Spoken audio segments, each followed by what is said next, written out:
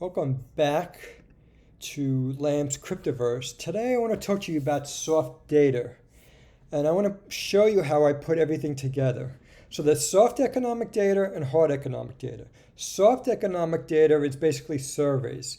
University of Michigan, consumer confidence, the Conference Board, consumer confidence. What was that? Leading indicators, basically a somewhat soft data, but what's more important is all the flash PMI data, the ISM services data, the ISM manufacturing data. This is all soft data, and right now the hard data hasn't been showing any weakness in the economy, but the soft data is. And what I want to point to you is this presentation I did where I said macro is Bitcoin and Bitcoin is macro. In it, I told you one place to focus. One place to focus in terms of charts and one place in terms of data.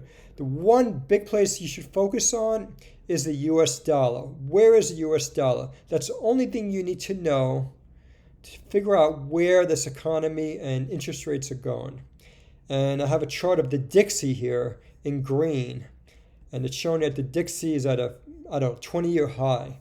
Now, the soft data that I said to look at, which is like a canary in a coal mine, is the ISM Purchasing Managers Index. But now, since I published this report, there's been a lot more soft data, but from companies. So this is anecdotal evidence from companies. So I'm going to read you some of the past one. We had early in the year, Walmart and Target said that inventories were increasing.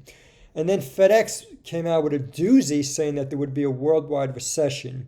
And then two sell-side analysts said that International Paper and some similar companies like Packaging Corp of America had inventory gluts. And then NVIDIA said that gaming was slowing down, which also means crypto, but they're not going to tell you that.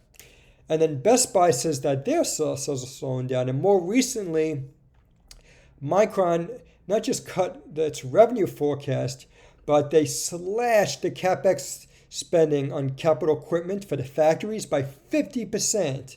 And then Nike, while they had decent revenue growth, the inventory growth was 4 times the revenue growth. And then today, and this is what I want to focus on, today you had both, this is actually last night, Advanced Micro Devices and Samsung reporting substantially lower revenue growth for this quarter coming up than they previously just expected. So they were so worried about the next quarter's release that they issued some preliminary guidance to warn investors that their revenue forecasts were way, way too high. So what's the key takeaway? Like I said before, macroeconomic data is very important and everything else will follow. So now we have soft economic data, and most of that is coming from companies like chip companies and disk drive companies like Seagate. They're all warning you that this economy is about to fall off a cliff. So just be careful out there.